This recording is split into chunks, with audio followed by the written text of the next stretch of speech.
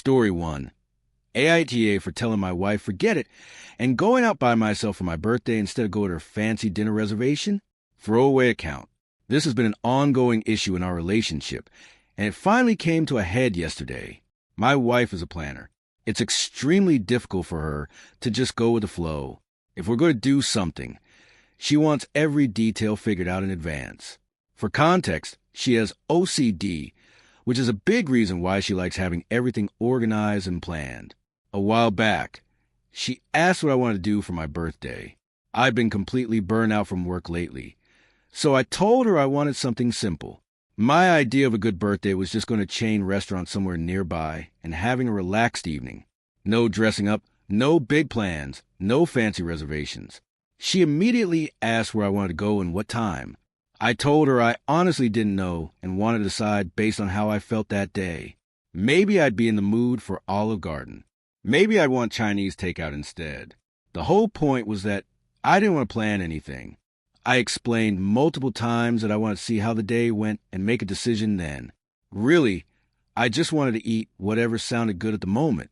This week she asked again what time we should go out.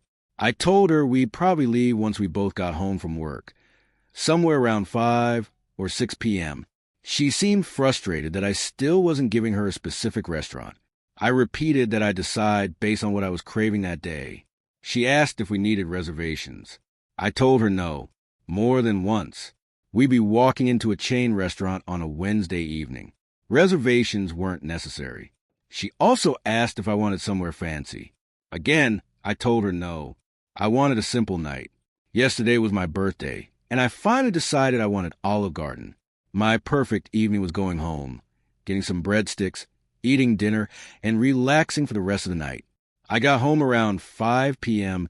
and found my wife completely dressed up. Confused, I asked what was going on. That's when she told me she'd made reservations at a fancy sushi restaurant in the city. She said it was supposed to be a surprise and that we needed to leave in about 20 minutes.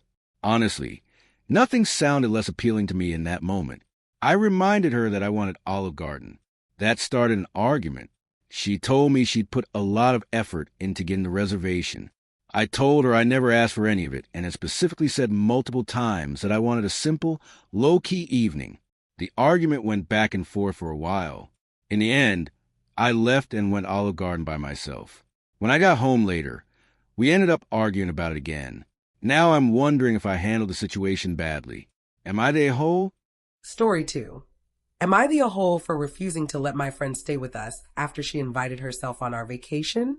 Everyone involved is in their early 40s, and we're all women.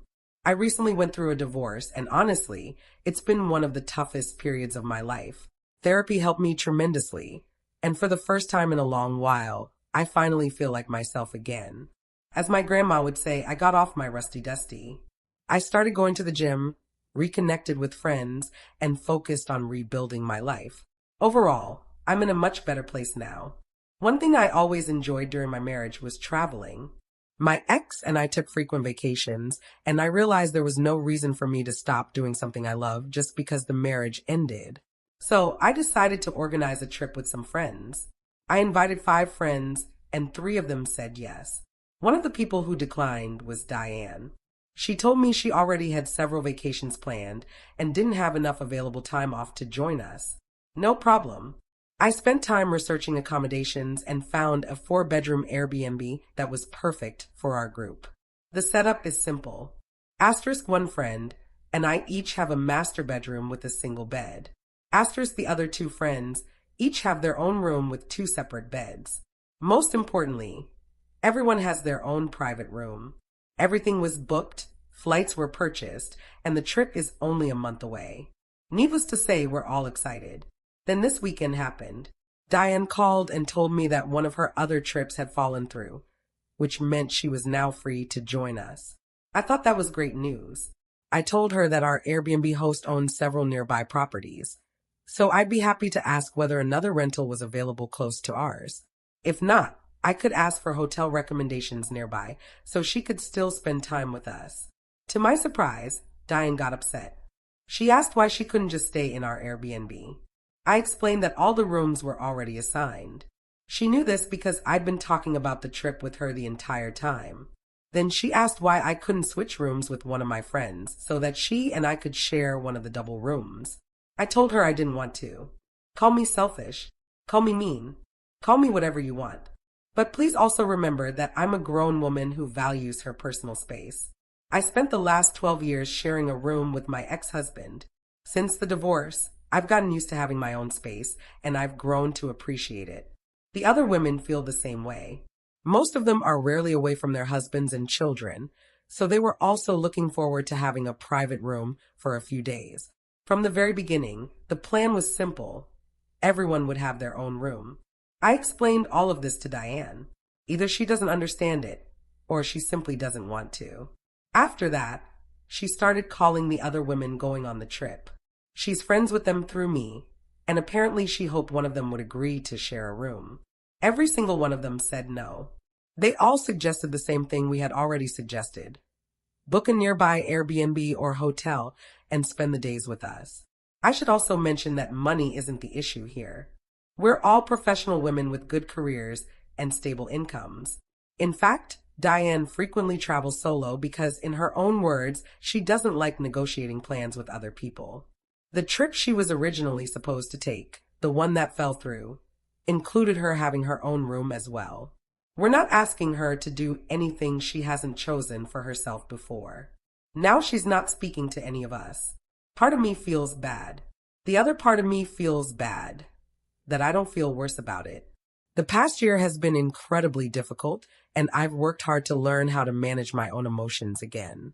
At this point, I don't have the energy to take responsibility for someone else's disappointment too. Diane knew this trip was finalized. She knew the accommodations were booked. She knew everyone was looking forward to getting away and having some personal space for their own reasons. None of us wanted drama. Unfortunately, she's bringing it anyway. So, am I the a-hole for refusing to rearrange the trip and accommodate her after she decided she wanted to come? Story 3. AITA for telling my coworker I won't cover for her anymore after she threw me under the bus in front of our manager. I need some outside perspective because I'm getting completely different opinions from the people around me. My boyfriend thinks I'm overreacting, while my best friend says I'm completely justified. For some background, my coworker, let's call her Dina, and I have worked together for about 2 years. We're not best friends or anything, but we've always gotten along well. We eat lunch together sometimes, complain about work, and have the kind of relationship you'd expect between friendly coworkers. Over the past several months, Dina has developed a habit of showing up late or leaving early 2 or 3 times a week. Sometimes it was family-related. Sometimes it was appointments. Honestly, I never asked for details. Whenever our manager noticed she wasn't around and asked about it, I would usually cover for her with something small. Oh, she just stepped out for a minute. I think she's in the restroom. Little things like that. Nothing huge. I just figured I was helping a coworker out. Then last month, we had a client complaint involving a project that both of us had worked on. Our manager called us into a meeting to figure out what went wrong. To be completely fair, I did make one mistake.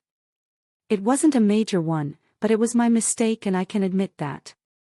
Dina, however, had dropped the ball in at least 3 different areas of the project. As our manager was reviewing everything, Dina suddenly looked at him and said, "Honestly, I think most of the confusion started on her end." Meaning me. Just like that. No mention of her own mistakes. No acknowledgement of anything she had done wrong. She simply shifted the focus onto me. I remember sitting there in complete disbelief. My manager looked at me, and I honestly didn't even know what to say. In the end, I received a formal note in my file. Dina got nothing. After the meeting, I didn't confront her. I was too shocked and frustrated to have that conversation right away. The next morning, though, she came in late and casually asked me to tell our manager she had a dentist appointment if he asked where she was.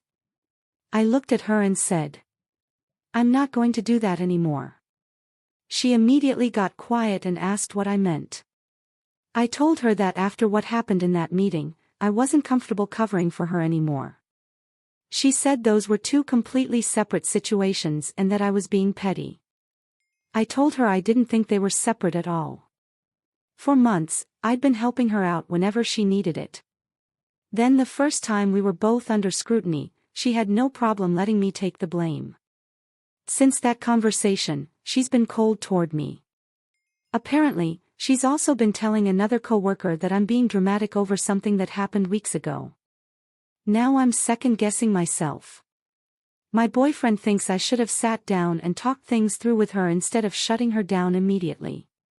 My best friend says I don't owe her anything after the way she handled that meeting. Part of me feels like I simply set a reasonable boundary. Another part of me wonders if I handled the situation badly. So, Aita. Story 4. Aita for not wanting to go to an amusement park with my friend anymore because most of the rides don't work for her now? Hi everyone. I know the title alone probably sounds bad, but please read the whole post before judging. I'm 21F and one of my closest friends is 22F. We've been friends since childhood. We live near a large amusement park, and ever since we were kids, going there together has been one of our favorite summer traditions. We used to visit pretty often and always had a great time. My friend has been curvy since we were teenagers, and that's never mattered to me at all. Recently, though, she has gained more weight, and while I genuinely don't care what she looks like, it has created some practical issues when it comes to the amusement park. We hadn't visited in about a year, and last week was our first trip back. That's when I realized that many of the rides we used to enjoy together are no longer an option for her. Some rides have size restrictions that make them difficult or impossible for her to ride. Others she technically fits on, but she says the seatbelts and restraints are uncomfortable, so she'd rather skip them. As a result, there are only a handful of rides she feels comfortable going on now. There was also one attraction where two people share a bench-style seat. We rode it together recently, and it ended up being very uncomfortable because there wasn't much space left for me. I spent most of the ride feeling squeezed into the side of the seat, and honestly, it didn't feel very safe. Another issue that comes up during these trips involves food. For example, I'll buy myself popcorn or another snack, and she'll buy something for herself too. Then she'll ask to try what I got. The problem is that if I don't stop her, she often ends up eating most or all of it. To be fair, she's done this ever since we were kids. It's not something new, and it isn't connected to her weight. It's just a habit she's always had, especially when we're at the amusement park. There's also something else that makes the experience uncomfortable. Sometimes people stare, point, or make rude comments. Usually it's teenagers or groups of kids being immature. It honestly makes me sad for her. Some people have criticized me for saying it makes me uncomfortable too, but I don't know how anyone could enjoy seeing their friend treated that way. Obviously, her feelings matter more than mine in those situations, but it still bothers me to watch it happen. One time someone made a comment about her and I actually confronted them. She later told me she appreciated it because she's much more reserved than I am and probably wouldn't have said anything herself. Now she's asking if I want to go back to the amusement park this weekend. Problem is that I genuinely don't see the point. There are only about 2 or 3 rides she enjoys without any issues, so we mostly spend the day repeating those same attractions over and over. I like those rides too, but if we're going every week, which was normal for us during previous summers, it starts feeling repetitive and difficult to justify the cost. I suggested once that she could relax or wait while I rode some of the attractions she doesn't enjoy anymore. She said she didn't want to do that because the lines are long and she'd be bored waiting around. Honestly, I completely understand her point of view. Now I'm struggling with what to do. I feel bad because I know this has been our tradition for years. At the same time, the amusement park just isn't the same experience for either of us anymore. Part of me thinks I should suggest a different activity that we can both enjoy equally. The other part of me worries she'll immediately realize why I'm suggesting something else, especially since I've always loved amusement parks and usually can't wait to go every summer. I honestly don't know how to approach the conversation without hurting her feelings. Aita? Edit asterisk. I've seen a few common questions, so I wanted to clarify some things. A lot of people asked whether she could simply wait while I ride some attractions by myself. I actually suggested that once. She told me she didn't really want to because the lines are so long, and she'd spend most of her day waiting around. I completely understand why that doesn't sound fun. I've also seen comments suggesting I'm criticizing her eating habits. That's not what I meant. The food issue isn't new at all. She's had a habit of taking bites of other people's food since we were children, long before weight was ever part of the conversation. I only mentioned it because it's something that consistently happens when we're at amusement parks. Finally, regarding the rude comments from strangers. Some people have said it's unfair for me to say those situations make me uncomfortable. To clarify, I'm not claiming it affects me more than it affects her. I'm simply saying that it hurts to watch a friend be treated badly. Yes, her feelings are the ones that matter most in those moments. But seeing people stare, point, or make rude comments is upsetting, and from what I can tell, it bothers her too. At the end of the day, my biggest concern is that the amusement park no longer seems enjoyable for either of us the way it used to be, and I'm not sure how to handle that without damaging our friendship. Story 5, Ada for telling my wife it's her own fault that our daughter doesn't trust her anymore. Asterisk, asterisk. Long-time lurker here. For the past few years, my relationship with my wife has become increasingly strained because of the way she interacts with our daughter. The problem started when our daughter was 13 years old. At the time, she confided in her mother about having a crush on the son of some close family friends. It was one of those innocent teenage moments that she trusted her mom with. Unfortunately, my wife thought it was too cute to keep to herself. At a family barbecue, she shared the story with everyone, including the boy. My daughter was absolutely mortified. I immediately told my wife to stop because it was obvious our daughter was upset. My wife brushed it off, saying they were just kids and that it wasn't a big deal. I've always known my wife struggles with keeping secrets, but I genuinely believed she would make an effort when it came to something so personal, especially when it involved a teenager experiencing her first real crush. After that incident, I started noticing a pattern.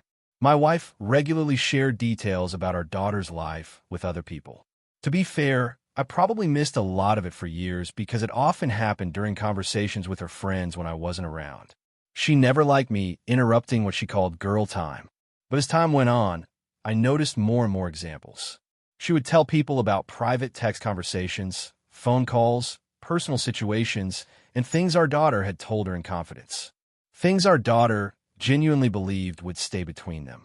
As this continued, our daughter gradually became closer to me. I became the parent she turned to for everything: medical concerns, school problems, friendships, crushes, and the everyday challenges of being a teenager. My wife hated that. She often complained that our daughter no longer wanted to have girl talks with her and seemed distant whenever they spent time together. Now our daughter is 16. Recently, my wife found out that she has her first boyfriend. The problem? She wasn't told about it. My wife immediately decided our daughter needed to be punished. Personally, I didn't see any reason for punishment. Our daughter had made a conscious choice to protect her privacy. I know she still loves her mother, but I also understand why she doesn't want personal information being shared or turned into a bigger issue than it needs to be. The situation finally exploded when I came home one day. I walked into the house and found my wife yelling at our daughter while demanding her phone, laptop, and other personal belongings. My daughter was in tears. That immediately made me angry. No matter how old she gets, she's still my little girl, and I don't believe she deserves to be punished for a situation that her mother largely created herself. I told my wife to leave her alone and said we could discuss it privately. I also told her to return our daughter's belongings. She refused. Instead, she began yelling at me right in front of our daughter. That's something I've always tried to avoid. I prefer calm discussions away from our daughter so she never feels frightened, pressured, or caught in the middle. I tried several times to calm the situation down so we could talk like adults. Then things escalated. My wife grabbed my arm and dug her nails into my skin. At that point, I had reached my limit. I told her exactly how I felt. I pointed out that she had spent years sharing our daughter's private business with family, friends, and practically anyone willing to listen. I reminded her that many people knew details about our daughter's personal life and even her medical history because those boundaries had repeatedly been ignored. Then I told her something I had been thinking for a long time. I told her that it was her own actions that caused our daughter to stop trusting her. The moment I said that, my wife started crying. She locked herself in our bedroom while I stayed with our daughter, comforted her, and later took her out to get dinner. Now I'm back home. My wife hasn't said a word to me and is giving me the silent treatment. Part of me wonders if I could have handled the conversation differently. But another part of me is exhausted from watching her blame our daughter every time she isn't included in something. At some point, trust has to be earned. And when that trust is repeatedly broken, people stop sharing things. Update asterisk. I've spent a lot of time reading the comments and reflecting on everything people have said. What keeps hitting me the hardest is the thought that my daughter might grow up believing this behavior is normal in a relationship. I don't want her to think it's acceptable for a future partner to treat her this way. Because of that, I've decided to take some steps moving forward.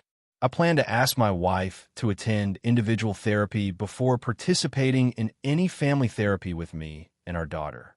Several people pointed out that family therapy could become another environment where our daughter feels blamed or punished, and I refuse to put her in that position. If my wife refuses to seek help, I will seriously consider separation. I've realized that my daughter's safety and emotional well-being have to come first. She needs to know that her father will protect her and that this kind of behavior is not something she should ever accept as normal. I'll admit that I'm scared about what the future might look like. At the same time, I'm hopeful. Hopeful that I can show my daughter she is loved, respected, and safe. For now, I've arranged for her to stay with her aunt for the rest of the week while I have this conversation with my wife. I don't want her caught in the middle of another argument. And I'm not willing to take any chances when it comes to her well-being. So, Ada? Story 6. AITA for telling my wife our marriage isn't the right fit for me anymore after she took intimacy off the table. I, 38M, have always had a much higher drive for physical intimacy than my wife, 36F. We've been married for years, have children together, and for roughly the last 4 years, our relationship has struggled in this area. Recently, my wife told me that she wants me to attend individual therapy so that I can stop making her responsible for my intimacy needs. At first, that statement hit me hard. But after sitting with it for a while, I had a realization. Maybe she was right. I've spent years trying to communicate how important intimacy is to me. I've asked for more effort, more initiative, and more playfulness in our relationship. Not just in the bedroom, but in our day-to-day interactions as a couple. Looking back, I can see how those conversations may have made her feel responsible for my happiness. And that's not what I want. I don't want anyone to feel pressured into something they don't genuinely want. I've never wanted anything other than a fully mutual and enthusiastic relationship. What I'm struggling with is that when I stood at the altar and promised to forsake all others, I believed I was choosing a relationship where both partners naturally wanted to meet each other's emotional and relationship needs. Not out of obligation. Not out of duty. But because we were aligned and valued the same things. I thought we shared similar views about intimacy and connection. I thought it would always be something we both wanted. The truth is, I still have those needs. She doesn't. And honestly, that's okay. She's not wrong for feeling the way she feels. But if that's where we are now, then maybe we're no longer the right fit for each other. I don't believe she's obligated to become someone she isn't. At the same time, I don't think I owe it to the marriage to continue denying something that makes me feel connected, loved, and fulfilled. We're currently in couples therapy. During one of our sessions, my wife suggested taking intimacy completely off the table. Her reasoning was that we should focus our energy on other aspects of the relationship while I wait for her desire to return. However, she also made it clear that there is no guarantee that will ever happen. She told me she still loves me. She loves our partnership. She loves being parents together. She loves being best friends. But as far as physical intimacy goes, she considers it off the table for the foreseeable future. After a few days of thinking about everything, I sat down with her and thanked her for being honest. I told her, "You're not responsible for my needs. But I owe it to myself to be in a relationship where those needs are met. If that isn't possible with us anymore, then maybe this marriage just isn't the right fit for me." I also told her that, as difficult as it was to hear, I appreciated her honesty because it gave me time to start thinking about the future. We have a prenuptial agreement. We've both worked hard to build our lives and financial stability together. The possibility of separation is frightening. I know it could mean losing daily access to my children and only seeing them part of the time. But I also know I'd survive it. I made it very clear that I wasn't blaming her. I don't think she's doing anything wrong. But it's also true that she's no longer the person I can feel fully happy and fulfilled with in a romantic relationship. She did not take the conversation well. In fact, she took it extremely badly. She accused me of making assumptions. She demanded to know why I wasn't more curious about her reasoning and thought process behind wanting intimacy removed from the relationship.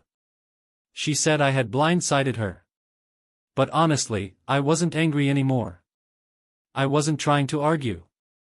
I was simply accepting what she had told me and making a decision based on that reality.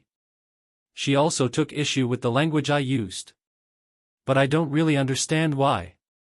She has repeatedly said she doesn't want responsibility for my relationship needs not being met. When I reflected on that, I realized that's exactly what I had been doing all these years.